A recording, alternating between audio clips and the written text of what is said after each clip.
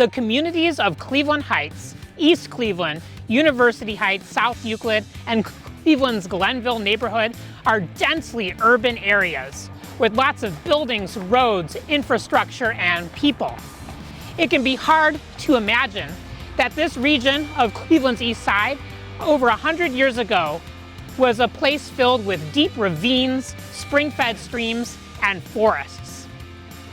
Right now, I'm standing at the corner of Meadowbrook Boulevard and Lee Road in Cleveland Heights. Those that are familiar with this part of town may have traveled along Meadowbrook Boulevard before and may have wondered if there was once a stream flowing through. They may notice that Meadowbrook Boulevard seems to run along the bottom of two hills, and that some of the sides of those hills are heavily forested. If you thought Meadowbrook Boulevard was once a stream, then you are correct. Meadowbrook Boulevard is where part of the west branch of Dugway Brook used to run. And today, we're going to trace the remnants and pieces parts of Dugway Brook. Dugway Brook is one of Cleveland's many urbanized east side streams, part of a group of creeks known as bluestone streams, named for the fact that parts of these streams downcut through bluestone bedrock, which we'll get to see later on. As this region and the city of Cleveland grew and became urbanized, many parts of Dugway Brook were culverted or buried into underground pipes, such as the sections of stream along Meadowbrook Boulevard. But if you know where to look, there are still some parts of Dugway Brook that are above ground, and today we're going to try and follow the course of the stream and find these very well hidden places. The name Dugway Brook itself is a bit of a mystery. No one seems to be quite sure exactly where that name came from. What's even more of a mystery, though, is the fact that there are still sections of this creek that were never completely buried and are still exist as an open stream channel. Before we go out and explore these hidden living relics of Cleveland's past, go ahead and hit that like and subscribe button so that you never miss your dose of nature in the city. Let's do it.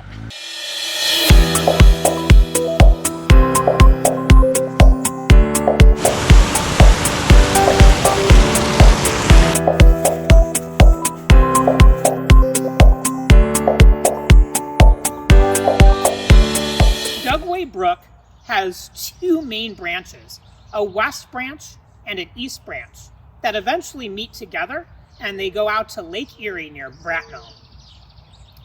Dugway Brook's headwaters, though, were likely where we're standing today, in Lyman Circle in Shaker Heights, right by the Laurel School.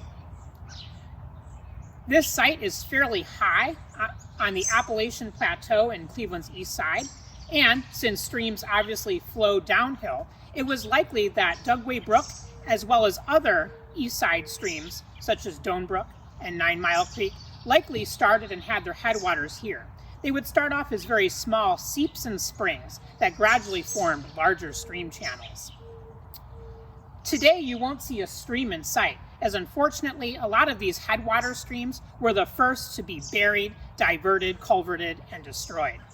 However, we were able to figure out from a variety of sources, such as historical maps and advanced technology like ground-penetrating radar, we were able to figure out that a lot of these streams may have started here, as we were able to get a glimpse of some of the historic topography and kind of reconstruct what the region may have looked like prior to the year 1800. Although we're not going to see any streams around here right now, we're going to have to go quite a bit downstream, even further downstream from where we were earlier. And we're first going to start with our exploration of Dugway Brook's west branch, which we'll see in just a little bit downstream from Meadowbrook Boulevard, where we were earlier. Let's go check it out. Today, the first place that you can see the west branch of Dugway Brook is where it comes out from a storm pipe behind some houses off of Berkshire Road, just east of Coventry in Cleveland Heights. This part of the stream, though, is more definitive where I'm standing now, a block north on East Overlook, just east of Coventry. where the stream downcuts through ancient Berea sandstone, much like it did starting 6,000 to 10,000 years ago, when many of our streams on the east side of Cleveland were formed. The stream flows past the historic Bramson house, whose construction was influenced by the late architect Frank Lloyd Wright, incorporating elements of nature and architecture, blending beautifully with the natural ravine that we see behind me. It's incredible to think that tucked away behind dense clusters of houses is a beautifully intact piece of our region's past. The stream disappears again near the intersection of Edge Hill and Washington, just a couple blocks from Coventry Park and the site of the former Coventry School, where we're going to go next. When I was growing up, this Coventry Park was the site of an epic playground. However, a lesser known feature of this property, where the former Coventry School is located, is that there is a hidden ravine on the east side of the property. Running for a quarter of a mile along Euclid Heights Boulevard, just east of Coventry, is one of the largest and really only remaining tributaries to the west branch of Dugway Brook that's still visible at the surface. It's easy to miss this secluded and well-forested ravine as cars rush up and down Euclid Heights Boulevard. And this ravine provides an important refuge for birds and wildlife. And again, it's incredible that tucked away behind all these houses and buildings is a section of this stream that still exists. In fact, the bottom of the former playground site that you see by me is where the stream runs in a culvert directly underground. Essentially, Coventry Village Park was built right on top of this stream. It used to join the west branch where the intersection of Coventry and Euclid Heights Boulevard is now. Do you recognize where we are? Eastsiders are sure to recognize Coventry Village, the hipstery, trendy, eclectic neighborhood in Cleveland Heights, along Coventry Boulevard between Euclid Heights Boulevard and Mayfield Road. Coventry Village has a lesser known secret though, and it's right below my feet. I'm standing over a storm sewer that carries Dugway Brook underneath Coventry Village. As the city's east side grew, Coventry Village was built in the Dugway Brook stream valley, and this part of west branch of Dugway Brook runs right underneath the street. Seeing storm drains like this one should be a good reminder to us all to never dump anything down a storm drain, as that could lead to a former stream that carries water out to Lake Erie, our source of drinking water. Dugway Brook's west branch reemerges as an open channel downstream from Coventry Village in one of its most dramatic sections through the historic Lakeview Cemetery. As it descends down the steep portage escarpment into the lake plain below, it passes through the Lakeview Dam. Constructed in 1978 by the Northeast Ohio Regional Sewer District, this oversized dam is meant to hold back floodwaters during high rain events.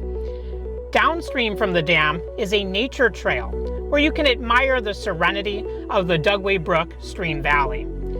The last above-ground appearance of Dugway Brook's west branch ends at a lagoon near Lakeview Cemetery's Wade Chapel, where Dugway Brook crashes into a storm drain that carries the rest of the stream underground in a culvert to its mouth at Lake Erie in Bracknell. If you want to explore more of this section of Dugway Brook, check out my video about the nature in Lakeview Cemetery, which I'll link in the description below. We begin our journey down Dugway Brook's East Branch. The first place that we can see Dugway Brook's East Branch is just behind this bus stop in University Heights at the intersection of Washington and Cedar. Just behind me, the stream emerges for the first time from a culvert into a heavily secluded ravine like the one we see right here. Starting here, we have about a half-a-mile stretch of open channel that gently flows behind houses and through some neighborhoods. The stream passes underneath a few side streets, like where we are now on Thayne between Cummings and Washington in University Heights. The ravine goes right behind people's houses. And I wonder if people really appreciate the fact that a living relic of our region's past is just tucked away behind their own home. The ravine itself is heavily forested, and it needs some TLC. But we're lucky that this section of Dugway Brook somehow escaped burial as the city grew around it. Downstream from where we are, just a little bit west, Dugway Brook enters another culvert where it goes underneath our next spot that we're going to take a look at, Cain Park. Between 1935 and 1937, a section of the east branch of Dugway Brook was filled in to make way for the development of Cain Park, which features a 3,000-seat amphitheater built right over the brook. Covering up the creek and having it run underground, a process known as culverting, allowed the land in the ravine where Cain Park is now to become more useful as a public park. I have to admit though, it would be nice to see a free-flowing stream through this park, and perhaps someday we'll be able to revive this part of the stream. We can still admire though Cain Park's wooded ravine walls, and everyone can enjoy this unique cultural park. The next place that we can see the stream is in an overgrown ravine in Cumberland Park in Cleveland Heights, where Dugway Brook emerges from the Cain Park culvert just behind me, near the corner of Euclid Heights Boulevard and Superior. The stream runs through a very well secluded ravine that goes behind the Cumberland pool and eventually slips into another culvert in the middle of the park.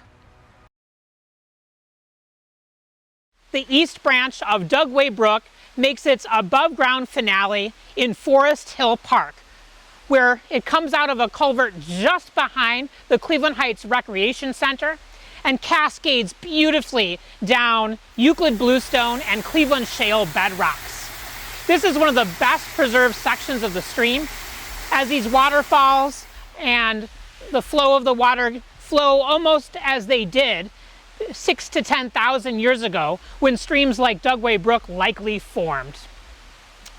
Let's take a few moments to admire the beautiful Dugway Brook Falls here in Forest Hill Park.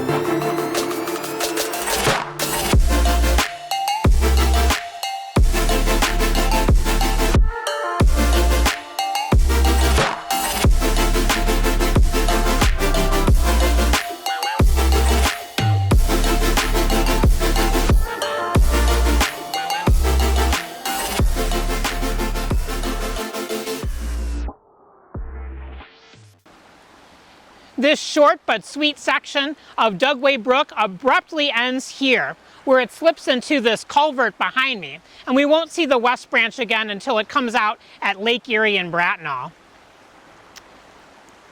If you notice though, there's another stream that enters Dugway Brook, and I'll show you right over here. One of Dugway Brook's most intact tributaries, at least along the west branch, enters the stream right here just before slipping into that culvert we just saw. This section today is known as Compton Creek, and it's really the only major surviving tributary in Dugway Brook. We're going to take a little bit of a detour and go a little bit upstream and explore a little bit of the Compton Creek tributary to Dugway Brook. The headwaters to Compton Creek are still partially visible from the Severance Town Center shopping complex, where an overgrown wetland swale off of Taylor Road between Mayfield Road and Euclid Heights Boulevard collects water from nearby springs and drains into a culvert that eventually carries the stream towards the Park Synagogue and Forest Hill ravines.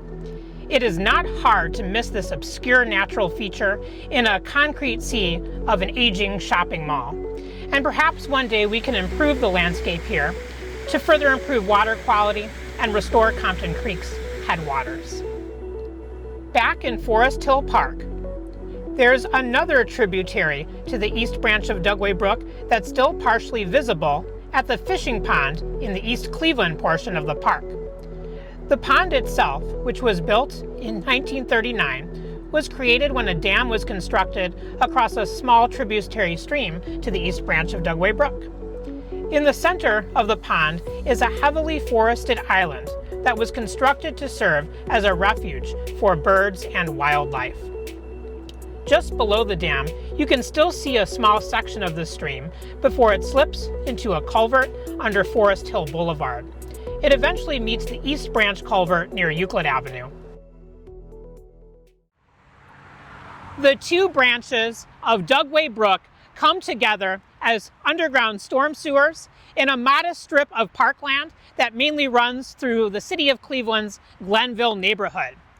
This stream reemerges out from underneath Lakeshore Boulevard in Bracknell, where we are now, and quickly empties into an estuary. An estuary is a special kind of marsh that's often a mix of two bodies of water, in this case a creek with waters from Lake Erie. Estuaries are very important places for a wide variety of birds, fish, and wildlife, and the Lake Erie shoreline used to be dotted with these types of marshes.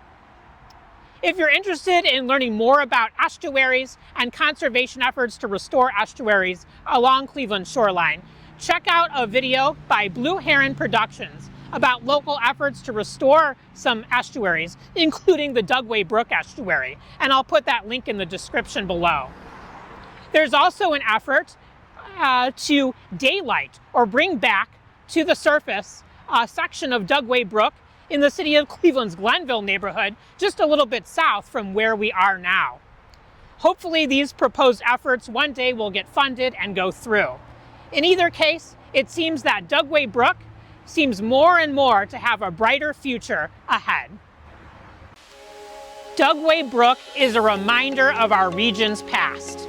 And while most of the stream is gone, there are still many places where we can enjoy the beauty and tranquility of what's left of Dugway Brook.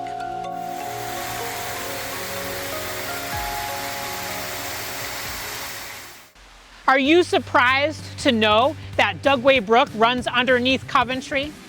Do you have Dugway Brook running through your backyard? Have you been able to find and discover any of the sites we saw today? Let me know down in the comments below.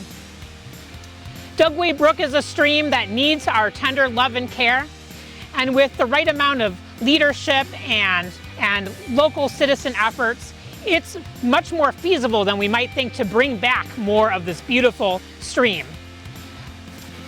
Thank you for joining me today. From the Dugway Brook watershed, my name is Alex, and I'm your CLE Urban Naturalist.